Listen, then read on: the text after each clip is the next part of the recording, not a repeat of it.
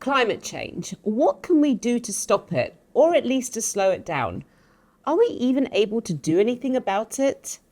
There are many who say climate change is a natural cycle and that the planet has been at the mercy of these changes for many years, long before humans existed. But there are some who say that this time it's different. This change in the world's temperature isn't a natural cycle which will magically balance itself out in due course, but that it's a result of humans' over-reliance on fossil fuels, deforestation, and the huge increase in the world's population, in particular developing countries with fastly growing middle classes. This growth, whilst lifting millions out of poverty, also intensifies the demand for the resources and energy, leading to greater environmental impact. For many, net zero is seen as a solution to this catastrophic threat, and that we must prioritise and support it at all costs. But for others, net zero seems to not only be making us all poorer, but it's also pointless and ineffectual too. And the threat of net zero potentially bankrupting Great Britain is far more real, far more terrifying than climate change. Let's find out what our panel has to say. Joining us today, we have Dr. Chris Newman. He's an NHS GP, former climate activist, and he's also the co-founder of Doctors for Extinction Rebellion. Also joining us is political and social commentator Lee Harris, and head of policy of the Global Warming Policy Foundation, Harry Wilkinson. Gentlemen, welcome to the show. Thank you. Harry, I'm going to start with you. Surely if Britain invests more in renewable energy, then this will end our reliance on fossil fuels, reduce our dependence on countries such as Russia, countries in the Middle East. So even if people were to even dismiss climate change as a hoax, even those extreme kind of like cases, surely that they can admit that being less dependent on these kind of countries is a good thing. Of course, our starting point should be we need cheap, affordable, reliable, secure energy supplies. And we shouldn't restrict ourselves from the kind of technologies that we use. The problem with relying more on renewables is that they're inherently intermittent. They're variable according to the weather conditions. The sun's not always shining, the wind isn't always blowing. And of course, people need the energy, not just any old energy that's provided when that's happening, but they need energy when they would like to use it. And that's absolutely at the basis of how our economy functions. And when we look at the United Kingdom, as we've relied more and more on renewable energy, we've seen prices for electricity skyrocket. We've seen many energy intensive businesses go out of business, those close, many hundreds of thousands of people lose their jobs. And that's devastating because these people are losing their jobs because of policy decisions taken by government, rather than something that's necessary. We are stuck in a net zero straitjacket in which Ed Miliband is saying clean power 2030, almost 100% renewable energy by 2030. It's a radical plan. Most people think it's not even possible. But in trying to get there, he's going to push up prices even further. He is essentially saying to the wind industry, this has to happen. I have to get to this target. But maybe there's something that we have to go through. Maybe we have to go through this process. This part is painful, but then we'll be finally free. We'll be not so dependent on these countries such as the Middle East and Russia. Well, we get our fossil fuels from a variety of sources, including the North Sea, where many jobs are being lost because of the government's policies. And even though we have seen price spikes, fossil fuels and gas-fired electricity in particular has been the cheapest way of providing baseload power to the grid, and it keeps the lights on day in, day out. Renewable energy simply can't do that. So it's essential. Fossil fuels still provide 75% of our energy. Of course, I'd rather see that domestically supplied. Yes. And that would be much better for our energy security. Agreed. But that means we have to look at things like shale gas extraction. The government, again, is banning us from using this amazing energy under our feet that could be providing us all this wealth, all this secure energy supplies, and providing jobs for people in areas where they really need it. So it's really unfortunate to see this rigid net zero approach. And let's remember, at the end of the day, the cheapness of electricity is at the core of getting emissions down. I'm not someone who thinks that climate change is not important, it's not a problem, we shouldn't be looking at it. But we're focusing rigidly on electricity, when actually if you just focused on getting the cost of electricity down, EVs would be cheaper to run. Heat pumps in people's homes would be cheaper to run. The broader energy economy would become lower emissions, better for the environment. So I think the way we're going about it is a recipe for Britain's economic decline. Countries like America, China have far, far cheaper energy than we do, and that's why they're growing much faster than we are. Dr. Chris Newman, what's your response to that? I mean, it's quite a well thought out plan that Harry has here. Well, there's a lot of truth in what Harry says. I mean, you have to be pragmatic about, an energy system is extremely complicated. I'm a GP. I really don't have as much idea, I think, as Harry does about how an energy system works. I would want the energy system to not just be cheap and reliable, but also clean, because if you're talking about the solution to a problem, you have to think about how bad the problem is. We can't just look at the solutions on their own. And I happen to think that the problem is probably a lot worse than Harry thinks it is. So I would be prepared to have probably slightly more robust plan than Harry would. Like, could you go through what that plan would be? So, I mean, it's like I say, it's challenging. I think, from what I've seen, I think I would be most in favour of carbon taxation. I think that's probably the strongest no more thing. tax. No, we're done. I've got no more tax left to give. But I think these things are difficult because, as Harry has quite rightly put it, these things can cripple industry and they can affect the poorest people. So, again, it's not something that I've thought through loads and loads and loads, and there are people who speak. But you feel good so about passionate about it. I mean, you did, you are the co-founder of Doctors for Extinction Rebellion. Yeah. You've been on many of their protests. You do feel very passionately about this. Yeah, I do. Well, there's the problem and there's the solution. So when I first got involved with activism, what actually happened was I was sitting there and I was thinking about risk, the size of the risk, essentially.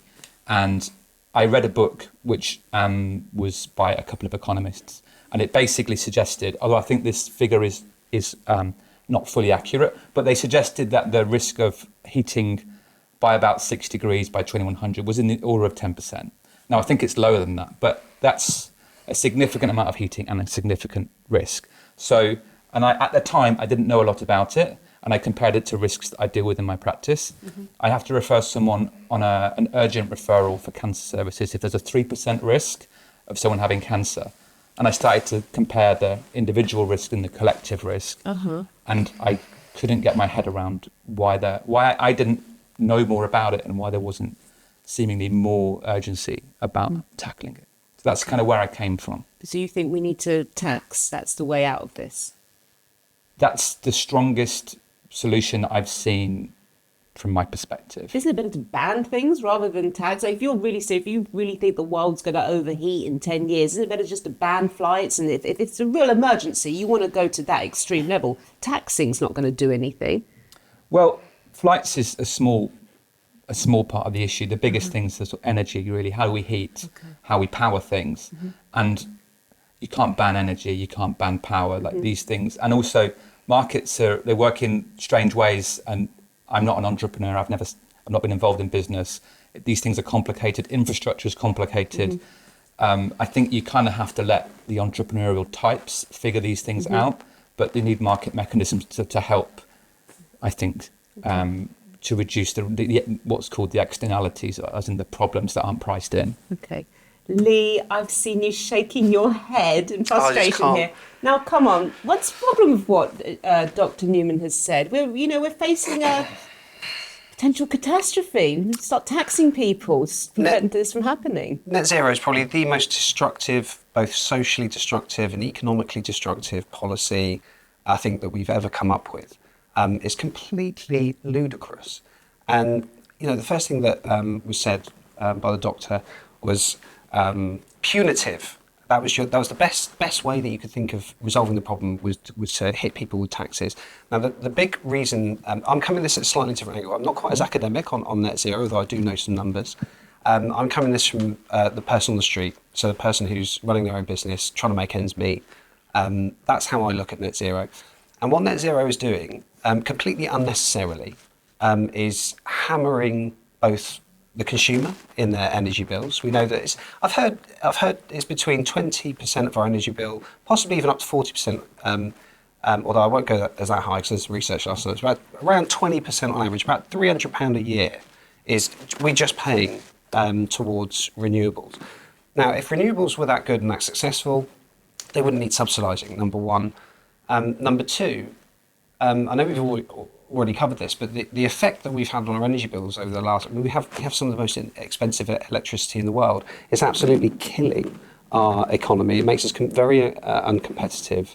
And everything is done in a way that it's punitive. The way that I look at this, right, and the way I've always looked at this, I have no real comment because I've heard so many different people say that climate change is both man-made. I'm sure it is. I'm sure we have contributed to climate change over the years. And I've heard people who look at this on a much longer time frame who say actually we're on a period of cooling at the moment. So generally temperatures, if you go back even far enough. But I did cringe when you started to say, you know, we need, was it 3% or something you said we need to reduce our emissions by or something. If you were to take the United Kingdom out of the equation with a meteorite, if we were to literally switch off everything and take this country back to the Stone Ages, how would that affect global temperatures? Zero. Well, you could say the same for China. That's like a third. No, you can't say the same. The UK ranks actually. fairly low when it comes to emitting emissions. So there's a top 20 and we're number 17. China's about a third of number emissions. 17. So the point I'm trying to make is you're punishing businesses, not you, but net zero is punishing businesses. It's hurting people like me who running a business and have to pay for the energy bills. It's killing the economy, which leaves some more poverty, which leaves some higher government spending on welfare, etc. It's the most counterproductive, destructive policy I've ever come across. It's utterly ludicrous. What will get us out of this is technology. Now, this is where we might have some agreement. We've got nuclear fusion on the way. Nuclear fusion is essentially harnessing the power of the sun. They keep saying it'll be 10 years away, but they've gone past the 5-minute level, which was the biggest, hugest thing that they could do. So getting up to that 5-minute level might sound tiny, but it took decades to get to that level. Once they get past that level, it's actually a lot faster to maintain that energy. It's not going to be windmills. It's not going to be carbon capture, which blatantly just doesn't work on a massive scale. Does a very small scale, the technology works, but it doesn't work on a massive scale. There's nothing there. And we're spending 22 billion quid that could be helping pensioners, that could be helping farmers. The government said they were going to take about 1.4 billion away from pensioners because they couldn't afford to pay for it. They're raising inheritance tax on farmers, killing farms for £500 million, 500 million. Right, so they're tiny numbers, but we're hurting British people. Yet we're spending 22 billion quid on carbon capture, which is going to do nothing.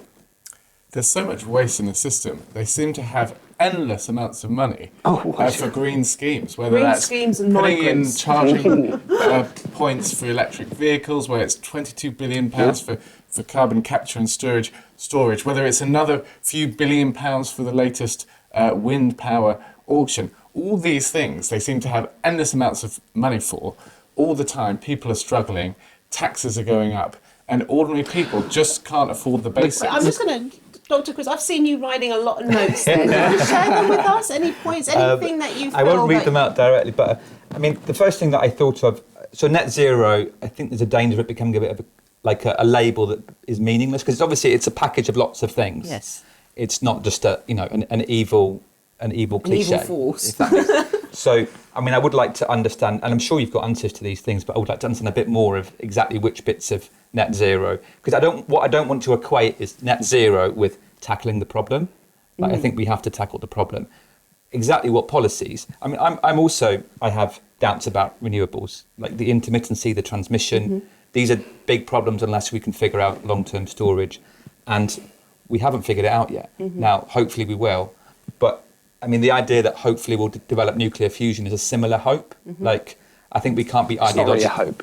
It's a scientific practice that's in process. I agree that they can boil a kettle. It will just maybe be a do a matter little of bit more time. with it now, but like, when will it? Look at Is it? SMRs, for I think we example. can't. Yeah. They're expensive. I mean, I hope as much as you do that these things come in. I really do, because nuclear is a lot more. It's kind of, it uses a lot less land. It uses a lot less water. It's, if we've got a bit more Completely clean. control over. Yeah, it's very clean. We've got a lot more control over the power source, but it seems to be quite expensive from what I've seen. Well, I think the debate's been too academic for too long. People are losing their jobs. People in the UK are far poorer than they need to be. And that's just in the UK. Look around the world. People who don't have access to electricity are starving and dying. And they're dying from preventable diseases in countries where they don't care what type of energy it is. They just need access to electricity. That's going to clean the water for them. That's going to give them at least a little bit of electricity to start getting on with their lives. And we're wasting so much time, and we're allowing China to come in. China is building countries. We will be talking roads. about that. That's the last point we'll be talking about. But just on a personal level, like, okay, this is very extreme what you're talking about, people starving and not being able to, as you said, get the treatment that they need and things like that in these countries because of this net zero.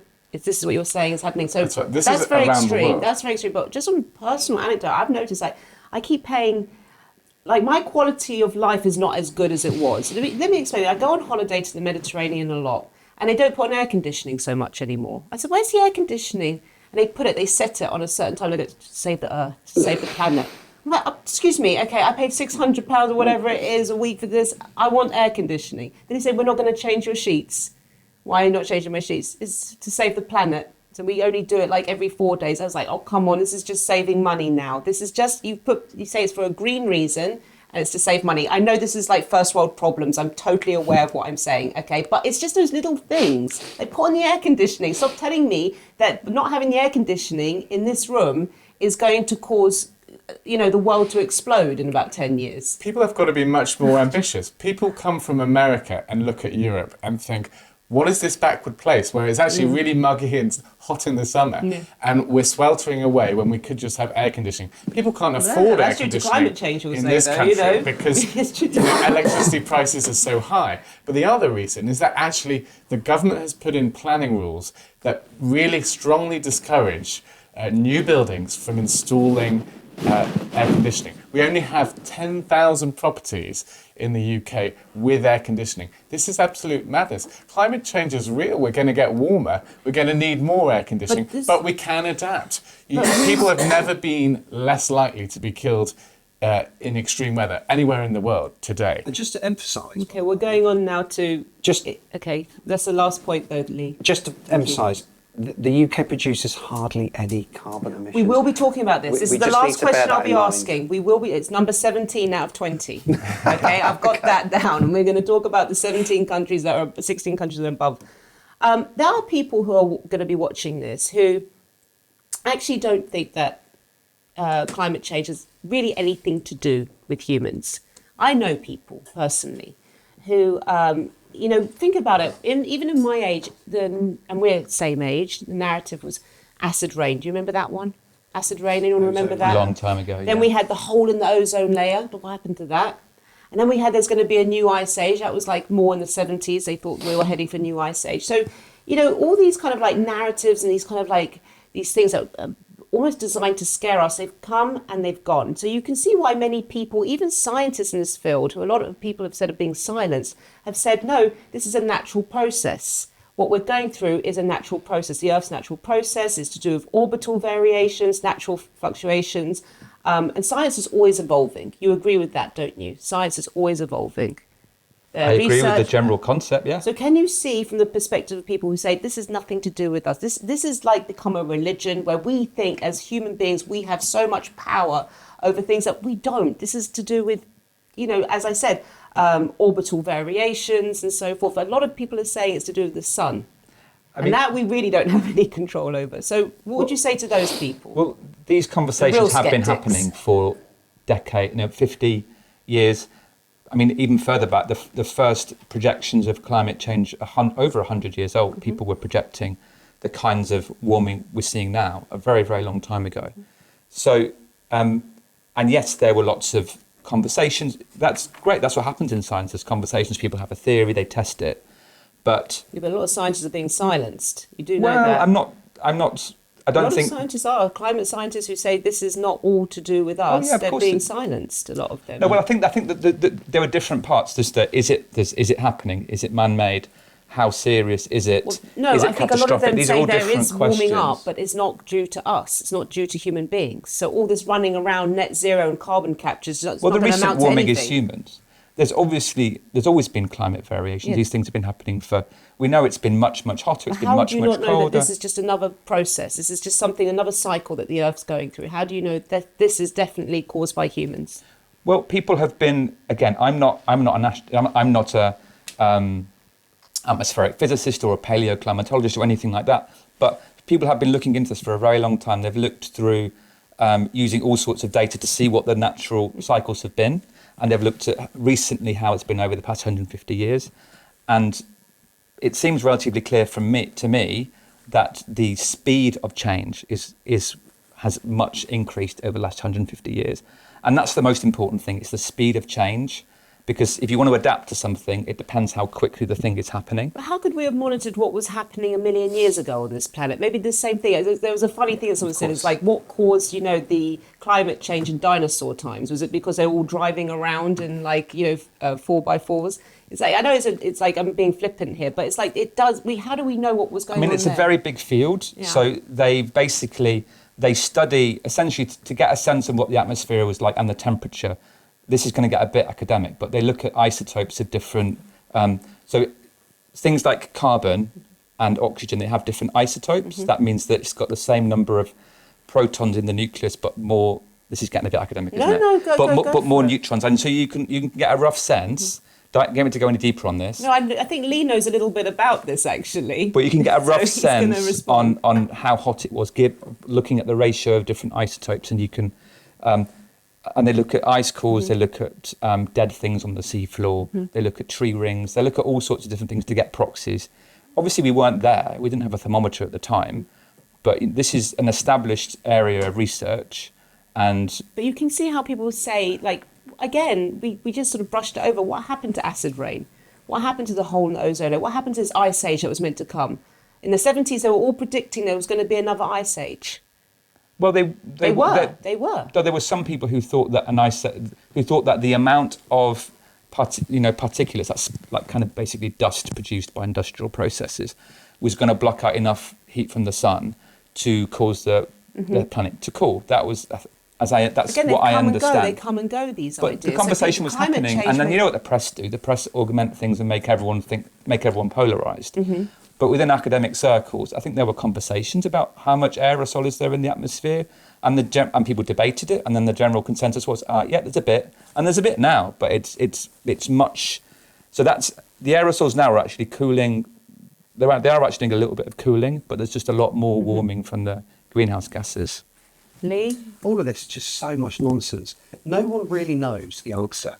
To be brutally honest, nobody knows. There's no definite scientific answer as to whether all of the stuff we're seeing happen now is completely man-made and we're the bad guys. There's also no scientific evidence supporting the other side of the argument. What we do know, and this is very, very simple stuff, right? We do know that some quite bad particulates come out of some of the things that we exhaust in industry. So that's good. We need to come up with ideas to make that better. To try and have this kind of long, protracted argument about whether we're the bad guys or not, it's completely irrelevant. It's also completely counterproductive. We're here. We're not going anywhere. We are human beings. We've been on the planet. The Industrial Revolution has saved millions and millions of lives, taken millions of people out of poverty. But I don't have a problem with having an argument about cleaning up our act. There is absolutely nothing wrong with that. And we have. So the UK, for example, over the last 50 years, has been a leader in reducing our carbon emissions, mainly because we've just exported the problem over to other countries, which is why I think the whole Labour strategy and the Conservative strategy on net zero is utterly bonkers. Because if you really cared about the environment, if you really care, you'd be drilling in the North Sea right now. But they are they banned the licenses. I think there is some sort of talk about this changing now, because I think Ed Miliband's realising the utter stupidity of his decision. But if you really cared about reducing emissions, you'd be getting the oil and gas out of the North Sea right now. You wouldn't be shipping it in. I wouldn't want to go back You wouldn't be shipping it in containers that genuinely pump out a hell of a lot more carbon into the atmosphere. So it's more carbon intensive what we're doing. So it's complete nonsense. If you really cared about the environment, you'd be drilling in the North Sea, you'd be looking at fracking, you'd let the technology naturally progress without penalising people, businesses, making our lives a misery in the process. Okay, Dr. Chris, how would you like to? I don't think we're discussing the same thing, because I get the sense, I don't think that Lee thinks it's a particularly big problem, and I do. Yeah. And so then if you're talking about solutions, we're starting from, it's like... No, that's not true. I do think it's a problem. But you just said that, you just rubbished everything that I said about how we know about the fact. Because it's irrelevant. It's pointless. So what are you going to do with that information? Well, it helps you to, if you know what are you physically going to do with the information that you've just told me? Well, it's about understanding where we are and what the possibilities are, where we could end up. What difference does that make? Why don't you just try and look at the emissions that we're producing, and you try and make them cleaner? Well, so knowing the what past difference helps does you it make? predict the future. That's the No, it point. doesn't. Yes, it does. No, it doesn't. I think Kezia's listed Anyone who off studies history will tell you that that's... That's not the same as science. History, yeah, fine, but Yes. not science. Geological history helps you understand. But then why geological have we had scientists tell us that the world's going to end 100 times over the last 50 years? Because they always changed get their No fringe. one's minds. told me what happened to Right. acid rain. I know. I'm still... I'm not being dismissive of what I'm being dismissive of is this whole argument about, whether it's man-made or not. I don't care. All I care about is keeping the planet clean. We can do that by cleaning up plastics and stuff. That's what I call proper environmentalism. Yes. And we can also look at ways to reduce our emissions and keep the air clean. Now, these are certain things I have absolutely, I think it's a good thing. Right? I'd prefer, if I was driving into London, for example, and we used to call it the big smoke, didn't we? Driving into London. It's not as bad now. I'm very pro those sort of things. But have this long, protracted discussion about what happened a million years ago, it's all complete nonsense, and it's irrelevant to the person on the street. Completely irrelevant. And it also doesn't form your picture in the future, because as you can see that there are so many different scientists who have so many... And again, it's irrelevant. If you found out some information right now, what would you do with that information to make our lives better? Yes, Chris, Dr. Chris, sorry, tell us. What would you like to see happen? What do you want to see Great Britain do? Well, I would like to go back and say that there has been a lot of climate reports produced in, I think, quite a credible way. It's called the IPCC. Mm-hmm. This is widely, it's a little bit political, I get it, but you get scientists basically from around the world, and there's like 7 yearly cycles, and they produce, using peer-reviewed research, the best ideas of what they think is happening now and what will happen in the future. Cool. I think the starting point is to agree on what's happening right now. Why? I think that's a good starting point. Why? Because if you don't agree on where you're starting or where you're going, then you can never come up with an idea. Well, why not look at what practical things can Britain do now? What can they do? What practical things can the country do? You are genuinely worried Yes. that the world's going to implode or something. No. Well, we're going to be... I think the point about extreme weather earlier on... Within, 10 years? No, I don't think the world... Okay. I'm not a global catastrophist. Okay, I think there's going to be significant regional catastrophes that I'm very, very worried about. Mm-hmm. So I think there's about a 1 in 10 chance of a tropical coastal megacity like Karachi, Dhaka, these kind of places, suffering an extremely bad humid heat wave, and I think millions of people are at risk of dying in a hot, humid heat wave. The problem is people are not and that's horrible. Like, of course it is. These are, I think that's a genuine possibility. We're being run by people who are catastrophists. Just listen to the Secretary General of the United Nations, Antonio Guterres, who makes all sorts of alarming statements as if the world is about to end. This is not responsible. We need to have more humility, both from scientists and also from politicians. I accept the science as the best understanding that we have at the present moment. But as you've said, they've got so many predictions about the future wrong. It's much easier even to talk in my about lifetime. the Let's past. talk about from when I was a child. We were all terrified of, oh my God, there's a hole in the ozone layer. My God, acid rain's going to come down and burn us. That's the media as well. Don't forget that the media it has to come from somewhere. The media haven't fringe just made that up. scientists. There were theories going around that this was happening, and I think a lot of them found, bingo, climate change. That's got everyone frightened. People don't read the actual science. People don't know that when you look at the physical science basis of the IPCC reports, they say there's low confidence in any trends in tropical storms at a global level, in flooding at a global level, in droughts at a global level. The science is not nearly as confident as the extravagant politicians are making out and then trying to change our lives because of it. They have the audacity to think that they can plan the whole global future and they can decide what energy sources we use. The reality is no industrial revolution has happened in the past by governments saying, oh, we think this might be a good idea. You must use it and we're going to ban the alternatives. And yet they think this will work this time. And politicians have tried this many times and it's never actually worked. And even from a psychological point of view, if you don't take people with you, so if you're going to, the white van man driving into London, if you're going to hammer him with, or her with ULEZ charges and all the other charges the city can't come, if you're going to make their lives harder, businesses are going to close, they're going to turn against the whole net zero. I'm 100% against net zero because of this. I just think it's a policy that we should just scrap the whole. If we would scrap net zero now, we'd save 20 to 30 billion this. Yeah, but then this do Parliament what? term. You say just we would drill, put that money into drill, baby, drill, and just absolutely, Okay. So instant scrap net zero. Start drilling in the North Sea again. But then people like Dr. Newman will say to you, but you're not realising, you're missing the big picture. You are missing the big picture. Well, yeah, but I care about reducing carbon emissions, so I'm going to drill in the North Sea.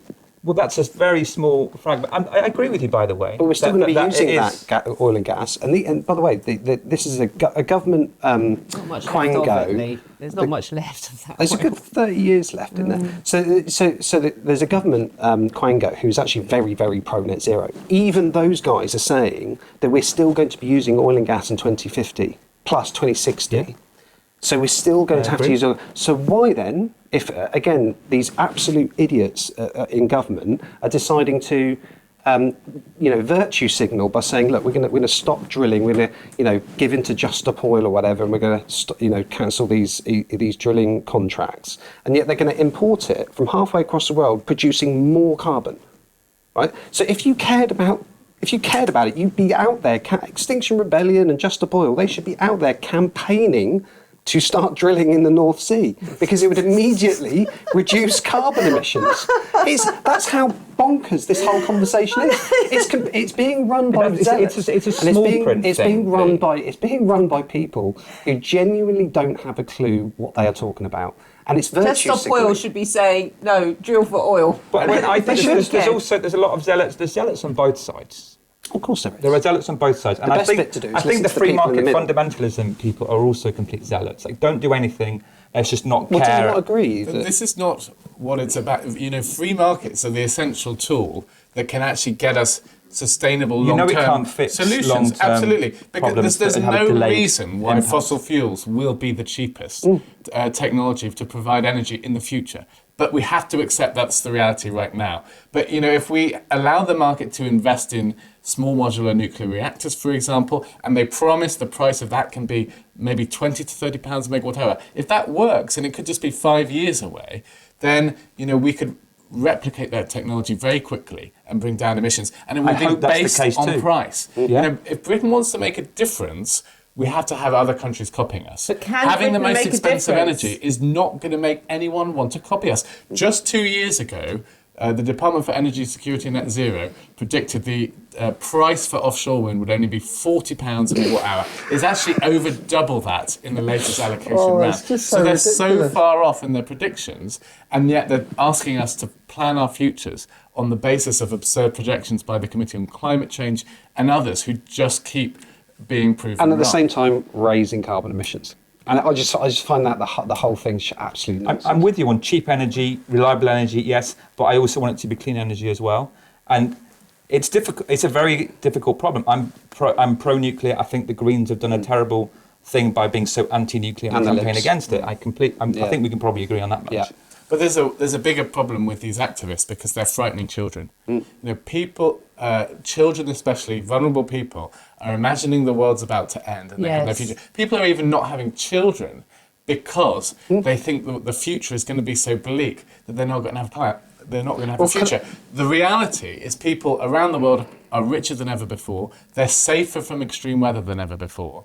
And we're telling them that's not going to be the case in 50, 60 years, if we're unlucky. Well, can I give a positive message to the children that are growing up in fear? Don't panic, because in 30, 40 years, we'll be running on small nuclear reactors and nuclear fusion backed up by a few wind turbines and solar panels. That's what the future looks like. Why are we punishing the British people, spending £22 billion, literally wasting £22 billion trying to make carbon capture work on a scale, massive industrial scale? Why are we doing that when we know that's where we're headed? That's exactly where we're going to get to. But it's not going to get there by hurting people. In fact, I would say the opposite will happen. I think you're being very optimistic about that we'll be running on those two things. We already have the technology. Of course we will be. But to get these things to run... you know what's missing? Political will. Because they're so being bent over backwards by the green lobby and all of that. They want to try and virtue signal. If they were left to their own devices and we made decisions based on actual evidence rather than virtue signalling, we'd get there a hell of a lot faster. We're putting money into fusion as well. There's like two... Of course we are. It's like £2.5 billion the last going into question, fusion. which leads me to this last question, is, as I said, the UK ranks fairly low, when it comes to emitting emissions. 17 on the list. So above them, you want to hear the list? China, number 1. You saw that coming. USA, India, Russia, Japan, Indonesia, Iran, Germany, Saudi Arabia, Turkey, Mexico, Brazil. A lot of them aren't doing anything about it. So are we going to really bankrupt and destroy our economy for doing our bit if it doesn't make a difference? I can't see China or Russia or India This is a collective action problem. It's a collective action problem. One country can't solve it on their own. Yes, exactly. That's how these things work. It's a bit like voting, right? Exactly. We all vote because your one vote makes no difference. That list of countries that I've mentioned. I actually agree with you. That is the right way to do it. It is, but that's not happening. Do you think Saudi Arabia... do you think, look at these numbers, China, Turkey, Iran are going to do anything to help net zero? Take the arguments away, but China are putting a hell of a lot of money into solar, right? They are one of the biggest solar panel producers in the world. Yes, right? but they've also got the rising numbers of middle classes now. This is which is great for India and China, but they have demands. Let's remember they can only produce those cheap solar panels and wind turbines because they have cheap coal-fired electricity. And if they didn't have that, they wouldn't do it. So it's going side by side. Yeah. They're providing these renewable technologies for other countries to buy and to use, while at the same time they're building coal power stations and this is all the time. point. And that's generating huge amounts of emissions. They're strategic. We're not a serious country. We're putting our energy prices up. We're spending money left and right in the centre. One thing I want to ask you about is look at the NHS. I have a friend who's a trainee doctor, and he's been put through climate classes for doctors, and showing how they can be climate-friendly doctors. Yeah, Dr. Chris, what a waste of spending. What kind of country trains its doctors in this way? Well, I mean, it depends how much you're spending and how much time it takes. If it's a couple of hours for people to understand it so they can have better practices, I'm completely in favour. If they're spending £1 billion on it, then I'm not in favour. It's one thing here, it's one thing there. We have to be strategic and disciplined with how we spend money. And this is just an example that many people can find. I think there's just lots of people, lots of organisations. I'm also not sold on solar. I was thinking just a few days ago, if there was a massive volcano, which happens about once every 200 years or so, with all the particulates in the air, then it reduces the amount of stuff that you can depend on solar. So I'm not a zealot. I don't think I'm a zealot. But I just think that the problem is a very, very big problem, and I don't think we're taking it serious enough. That's your last point. Is there any message that you want to send people out? Because obviously you feel very passionate about this. I do have it. Yeah, my message would be, I think this conversation between people who disagree, we don't want to, is the best thing that we can do. Don't be in an echo chamber. Mm-hmm. I think I've been in an echo chamber for a while, for some point. I suspect Harry might be in an echo chamber, and I suspect you are a bit as well. This show is not an echo chamber. But this is good. Conversations are good, and I think respect people. Most people aren't evil. You just have different ways of seeing the world. Just a little bit evil, yeah. Okay. Keir Starmer's evil. I'll move on for that. Well, we are going to speak about that next. That's our last point. Okay, but please, finish. There's people out there who are still watching going, there's no climate change. There's nothing we can do. Everything that I've listed here. I won't UK's change their minds. Thank you very much, guys, for being part of this discussion. And I'll see you on the next episode of UK Now.